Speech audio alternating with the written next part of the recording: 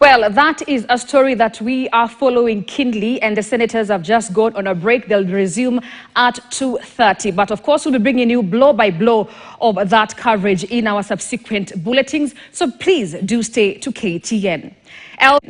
Elsewhere, the government has rejected calls to declare June 25th a public holiday in honor of Gen Z protesters, saying it will remain a regular working day. Government spokesperson Isaac Mwaura dismissed attempts to start what he termed a Gen Z movement, urging citizens to share their concerns through a national public engagement committee. Mwaura emphasized the importance of national unity. However, opposition leaders have declared June 25th an unofficial holiday, a day to celebrate the newfound freedoms ushered in by the Gen Z-led protest and to honor victims of police brutality and enforced disappearances. According to the Kenya National Commission on Human Rights, at least 60 people were killed during protests between June and July last year, while more than 80 were abducted.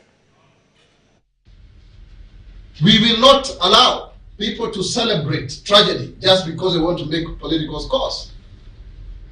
We have had people saying that June 25th will be a public holiday. There is no public holiday on June 25th. It is a working day. If at all it falls on a weekday, we must move forward. Whatever people are trying to recreate for the Gen Z movement, we want to tell them that is a thing of the past.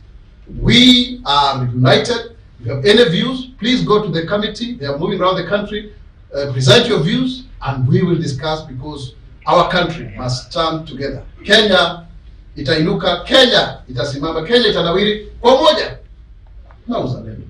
Mimi ni Mkenya mzalendo. Je, wewe?